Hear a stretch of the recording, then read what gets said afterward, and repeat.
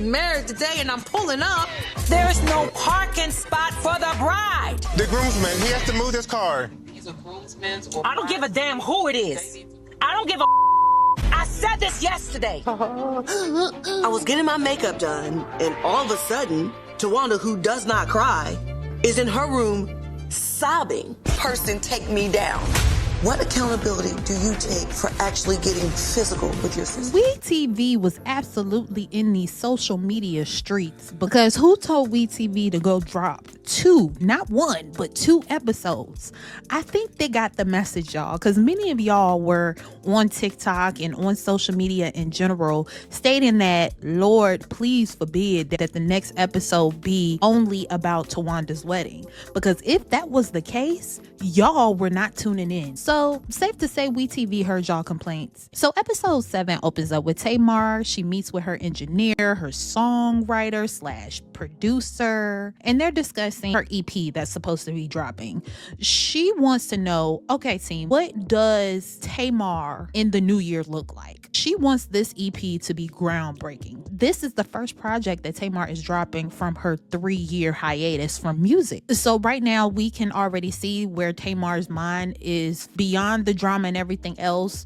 Tamar can always turn to her music for healing. This is her happy place. So in the next scene, we had left off in episode 6 at Tawanda's wedding rehearsal. Now we're with Tawanda and Sean and the rest of the family for the after rehearsal dinner. Trina obviously is the only sister there to support Tawanda. So Tawanda expresses that she understands rehearsal dinners are a little bit more formal. She decided to keep it real cute and chill with family and friends, aka we gonna laugh, we gonna kiki, y'all gonna enjoy this food because I already spent all my money on this wedding. And let me tell y'all something. One thing the Braxtons know how to do, they may not know how to keep it together as a family, but they know how to eat. Now, you know what was really, really interesting?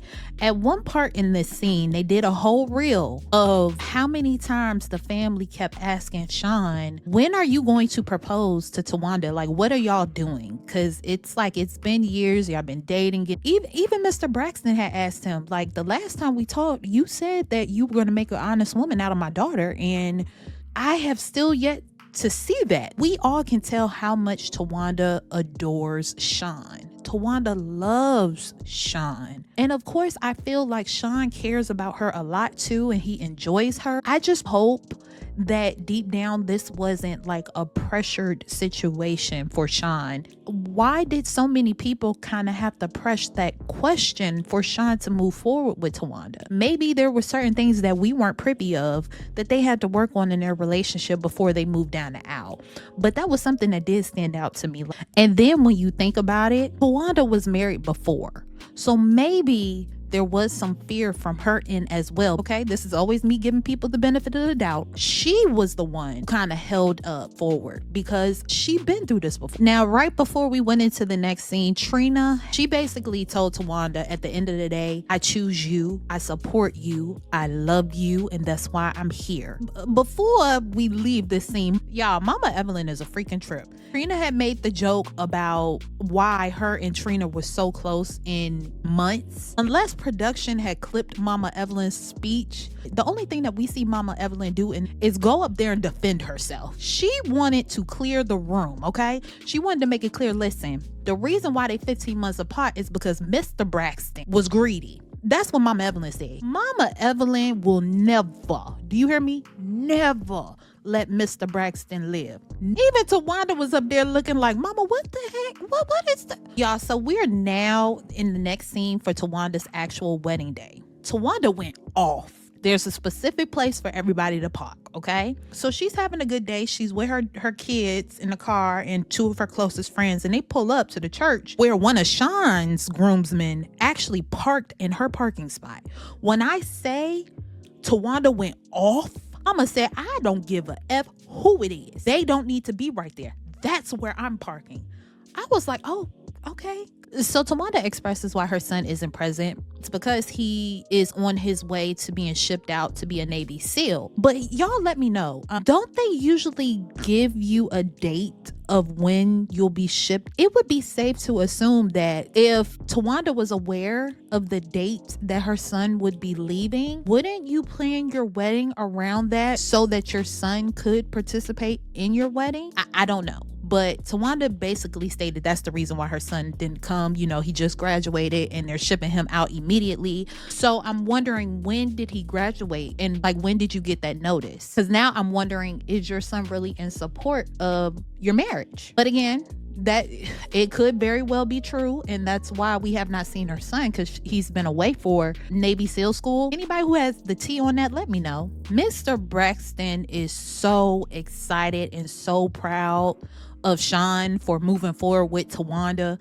And real quick, y'all, Sean's hairpiece looks freaking amazing. I don't care what nobody say on TikTok. That lineup that he got on that wig piece, Sean, you better do it. If I didn't know that he had a hairpiece on, I would not even assume it. So you guys, out of nowhere, Tawanda breaks down. Like, when I mean break down, like choking up, sobbing, can't talk, until they point out a handkerchief.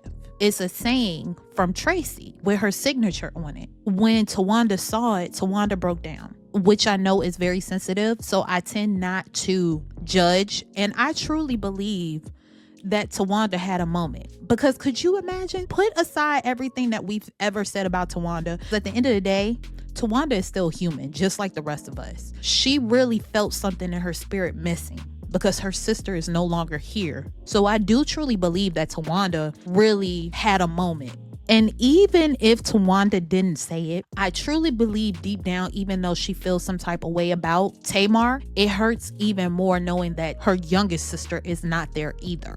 Even though she does not care for Tamar and does not want Tamar there, does not mean that Tawanda does not feel some type of way that she can't be there. But Trina, as always, came through. Three amigos. When Tony was off doing her thing, when Tamar was off doing her thing, it was always us three. And Trina had to remind her, at the end of the day, even though she's not here in the physical, she's here in our hearts. And Tawanda's like, I get it, but at the end of the day, it's still not the same. Finally, Tony, the late Braxton, shown. I don't know what's up with Tony and her being late. I don't know, y'all. At this point, it's a habit, okay? Y'all already know that Mama Evelyn had a separate meeting with Mr. Larry to make sure that he matched her outfit. When I say they look so adorable, like Mama Evelyn looked amazing in her two-piece set. They asked Mama Evelyn, is it any pressure this being your second date with Mr. Larry at a big event? You know what Mama Evelyn said? Nope. I just want to have fun. What did I tell y'all?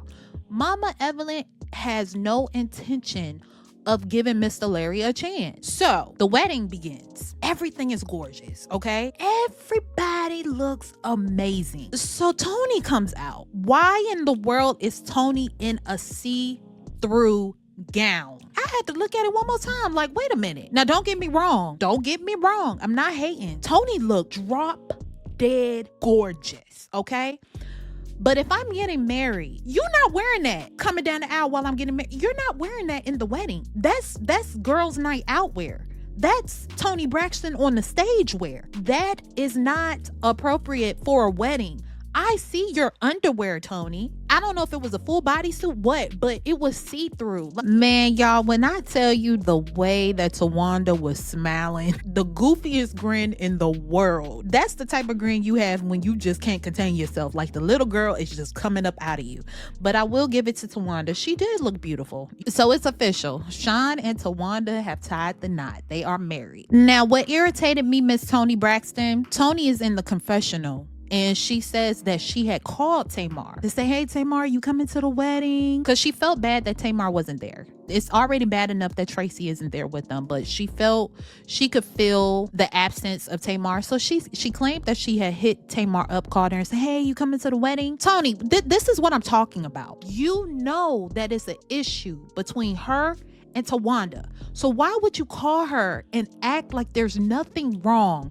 Why would you call Tamar and act like there wasn't any type of communication from Tawanda that she did not want Tamar there? So why would you go against Tawanda's wishes? You know she's not coming. You also know that Towanda doesn't want her there. So why do that? Because you continue to sweep things under the rug and you want them to act like nothing is wrong and just to keep moving forward. You got to stop doing that, Tony. And you're the older sister. So this is why your younger sisters are going through the motion, because you're part of the problem. You are the enabler. And then you throw a subliminal shot and say pride. See, that's the thing about pride. I couldn't do it. Ma'am, because you're not in your sister's shoes. You're not the one that's always being blamed for things. You're not the one feeling unseen and unheard. And that's the thing. You don't put yourself in your other sister's shoes. But I digress, y'all. Now we're into the next scene with Tamar and her medium. Now, I believe it was episode 5. Y'all correct me if I'm wrong, but in episode 5, Tamar expressed she has been self-medicating with alcohol. So it wasn't surprising that before they started recording this scene, Tamar decided to grab her a glass of liquor before she talked to the medium. Tamar expressed that she sat down with Tony to discuss possibly having another sisters retreat. But as I told y'all before, Trina and Tony are the only ones that have that revolving door open for Tamar. Towanda, not so much. So Towanda said no, but is that surprising to anyone? Of course, the medium expressed to Tamar that being that Towanda is actually getting married and this is a new chapter for her, it's not wrong for her to choose not to interact at this moment. That's normal. And Tamar expressed, Towanda is the one that I have the biggest issue with. So how productive can this sisters retreat be if the main person that I have an issue with is not present?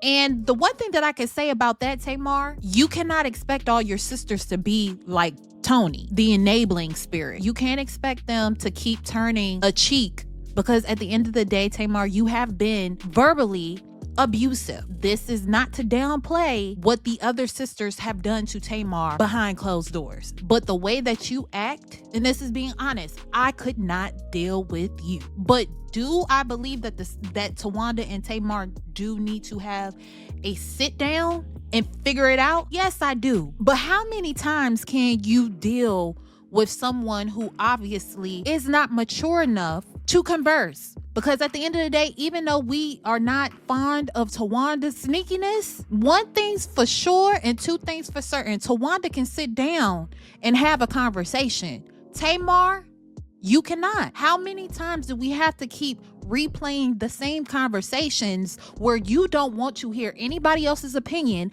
but you want everybody else to hear yours? This is a hole that you have dug too deep, and you're going to have to be patient with Towanda. Realistically, are you mentally ready to resolve the break of this sisterhood? Because if you are truly ready to heal this with your sisters, including Towanda, that means regardless of whether you like what they have to say or not, you cannot get up and walk away. And your sisters, they need to be honest. That's my whole take on this whole thing. The one thing that I was proud of Tamar about is when the producer in her confessional asked her, from that dinner, is there anything you need to apologize for?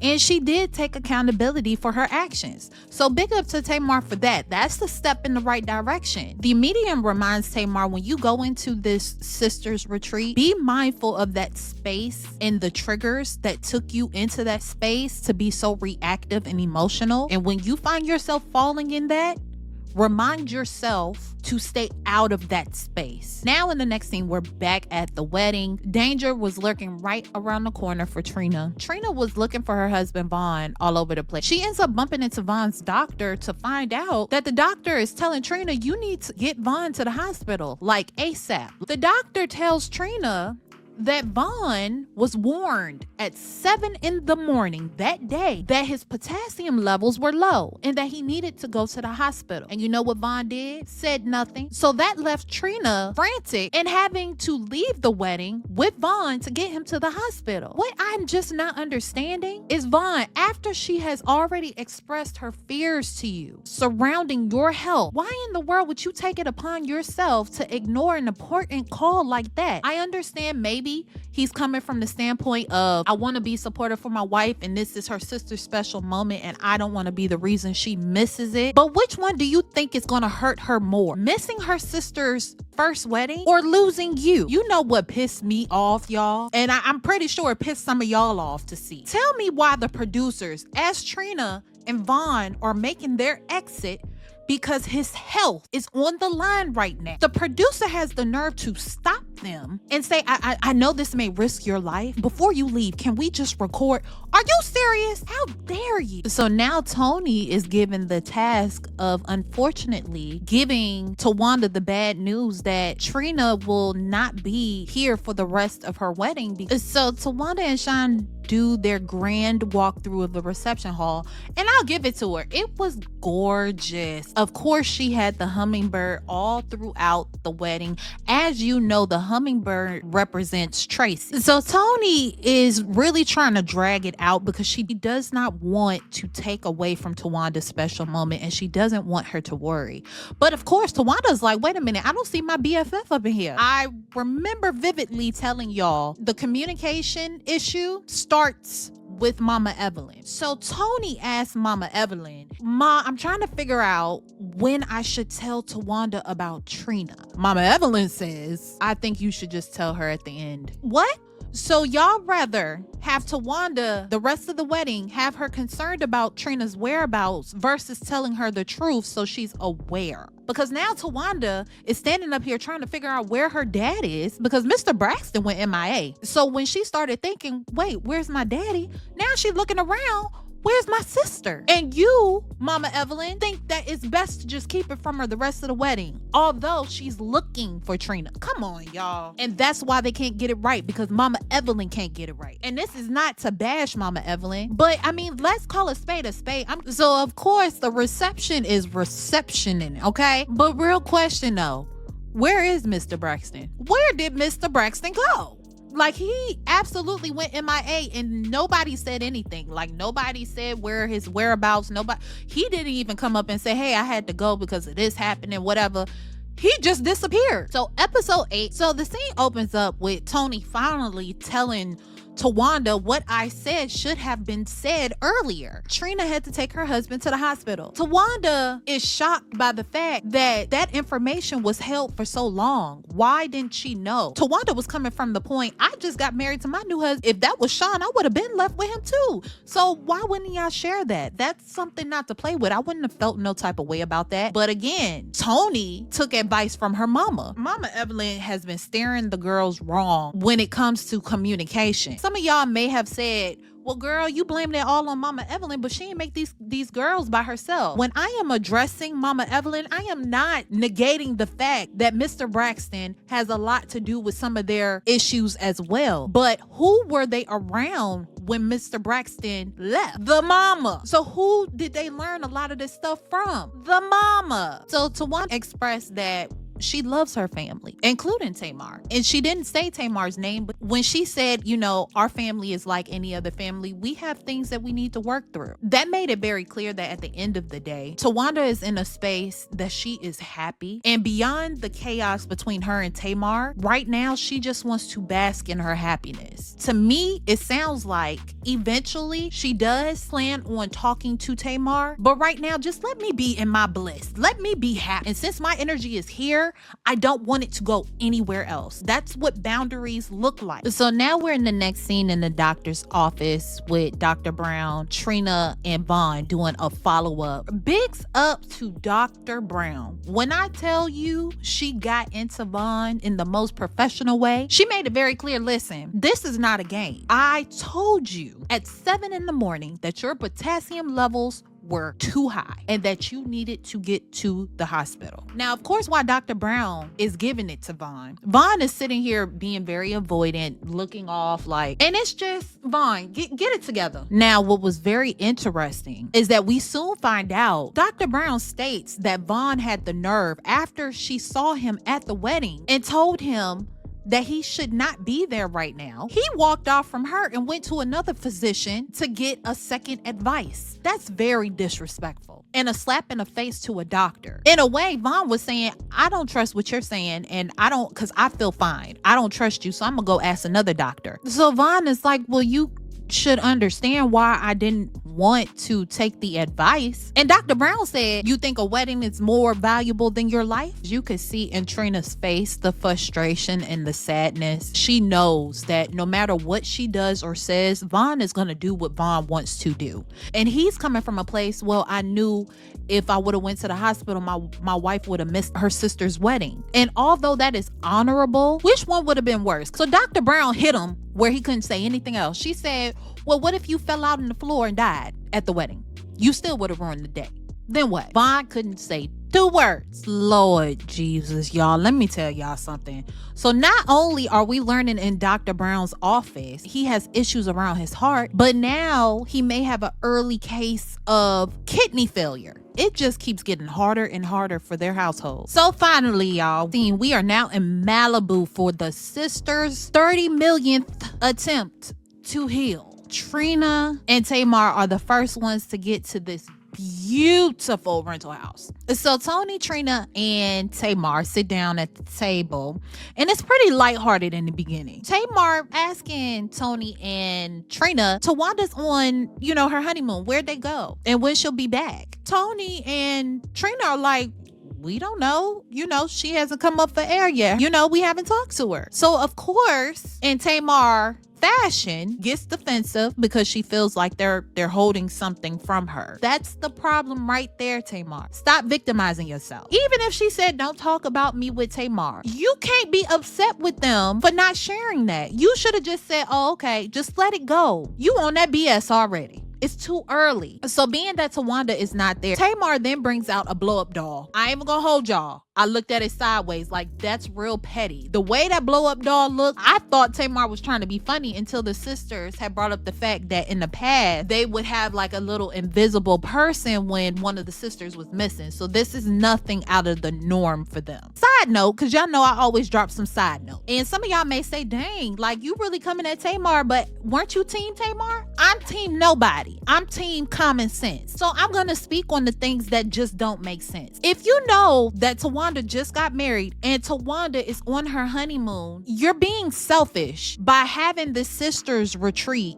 knowing that Towanda would not be available to attend it. Towanda is the one that you have the most problems with. Why would you plan the sister retreat during her honeymoon? But I digress. Tony expresses that she's really happy that in this moment that Trina and herself can laugh along with Tamar, because the last time that they were together, that's not the energy they were on. So it's actually refreshing for Tony. Tony asks Tamar, so what are we doing here? Tamar says, well, we're going to have uncomfortable conversations and we're going to truthfully hash out our problems. Like, it's going to get uncomfortable and it's going to be conversations we don't want to have. So Trina's looking at her like, girl, we don't mind having these conversations. It's you that can't handle them and walk away. As Trina is talking, the blow-up doll ends up moving. She has no idea that the cameraman was moving the blow-up doll. So she panicked a little bit. I don't even know where this came from, but Tamar started to diagnose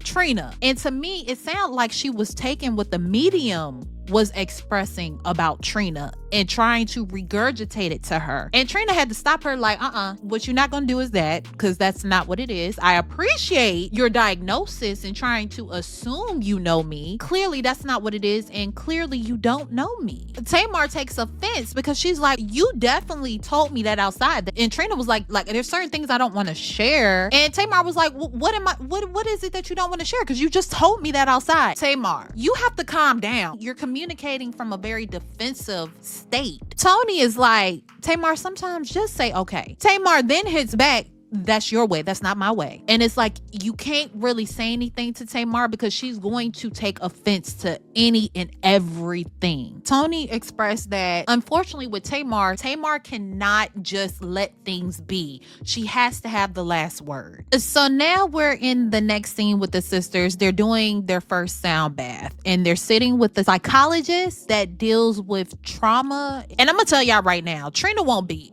While Tamar was talking, Trina was just somewhere else. And Tamar was like, you know, we failed ourselves. I'm just sitting here looking at Tamar like, Tamar, but no. What you're not going to do is speak for your sisters. That's what you have to stop trying to do. Speak for yourself. Speak on your personal failures. Yes, y'all may have not gotten it right together, but start speaking for yourself. Stop speaking for other people. So Trina made it very clear, I'm open, but I'm pretty firm in my faith. I believe in God, and that's where I stand. So Trina said, I am not compromising my faith to mend the sisterhood. So like I told you guys, Tamar is dabbling in something else. Now, if you want to know what I'm talking about, go back and watch our recap on episode 6. I told you guys, Tamar and Tony are dabbling in other things. So now we're in the next scene. The sisters finally have their sit down. So the conversation starts with Tamar bringing up the fact Trina used to come over, and she used to come over for Sunday night football. They would drink together, eat together, watch football together, play games, all those things. All of that came to a stop when Ashley Braxton came on her podcast. Once again, if I need to remind you, Ashley Braxton is the niece that came out about Gabe, who is Trina's late ex-husband, who was sexting Ashley when she was, I believe, 16. Tamar claims that she had a conversation with Trina. She had a conversation with Tony. She's asking Trina, so what happened? So it comes out, Trina states that Tamar sent a text to all of the sisters and stated that she didn't want to have anything to do with it. So Tamar is coming from the standpoint, I sent that after you guys sent me the cease to desist letters. And Trina is explaining to her, I didn't. Then Tamar cuts her off before she can even get the rest of her statement out. So once again, Tamar is yelling out, it's a cop-out. It's not fair. So Trina reiterates what she's been saying, and she continues to stand on what she's been saying. You're not going to continue to accuse me for something that I had no parts in. So I'm trying to figure out who the person was that they bleeped out the name that issued the cease to desist letter. Tamar at this point is willing to accept Trina stating that she was not responsible for it. But Tamar then asked Trina, so if you didn't send it, did you give so-and-so my address? So supposedly Tamar asked Trina, okay, so if you weren't responsible for it, did you give so-and-so your attorney's information? Trina said, yes, I did, which I believe is the family's attorney. Trina expresses, yes, I did give so-and-so the name of my attorney.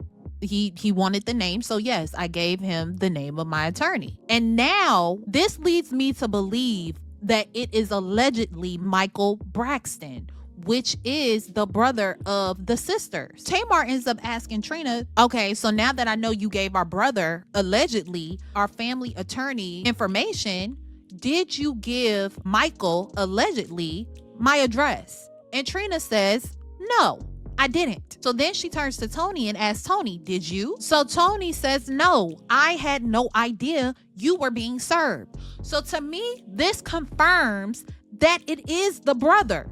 It is allegedly Michael Braxton that served Tamar. It was not the sisters. So Tamar does apologize for blaming them. And she assumed that her sisters had part in that because of who it came from. And Trina addresses Tamar about taking accountability for putting her hands on her. She almost dang near pulled Trina's wig off, for one, and she kicked her, which was out of pocket.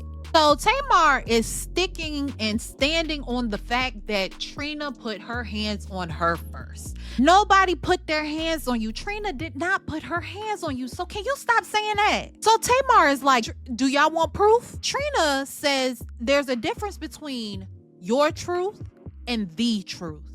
So if you have proof, please bring the proof, because I'm standing on the fact that I did not put my hands on you. I would never put my hands on you. So Tamar brings out the laptop, right? And she's playing the dinner over, right?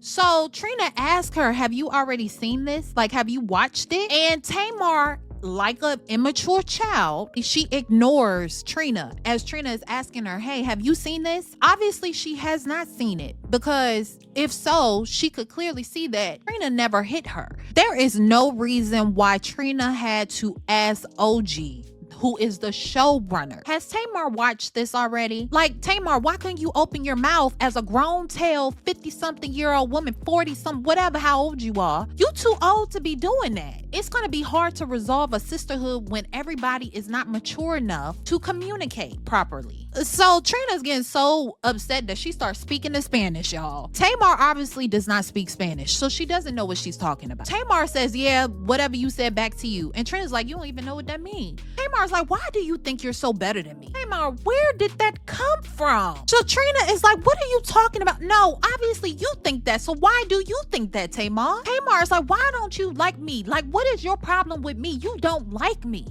So Trina is like, what are you talking about? The only issue that I have with you, Tamar, is that you put your hands on me. And Tamar's like, no, you put your hands on me, y'all. She acts like a child. We look at the scene with the sisters. The girl did not hit you. Tamar needs help. Even with the proof in front of her, she still has the idea in her mind that something that did not happen has happened. And once again, we're back to where we were in episode 4. From the lens that I'm looking through, she will never learn how to take accountability. The only time that she takes accountability is when she has an expectation of an apology coming her way. So as Tony is talking and she's saying, I don't understand why we always have to take it to this point when we're around each other trying to talk things out. It's not a war between us. Disrespectfully, Tamar interrupts and says, finished? Okay, because I want to get my thought out. Tamar does not know how to effectively, productively communicate. Tamar expresses, I'm not always wrong. Sometimes you're wrong, Tony. Sometimes you're wrong, Trina. Sometimes it's Towanda. Like, it's not always me. Which, okay, yeah, I get that. They start to respond. Tamar screams, yo, because she doesn't want to be interrupted. But Tamar, the whole time that y'all have been at this table, you have been interrupting them as well. This is the kicker right here. She wants Trina to say, it was not my intent to put my hands on you. If I put my hands on you, I apologize. Trina should not give you a semi-apology if she did not do it, Tamar. That's only if she did put her hands on you. So, of course, Tamar in Tamar fashion, once again, is going down. I feel attacked. I feel this way. I feel that.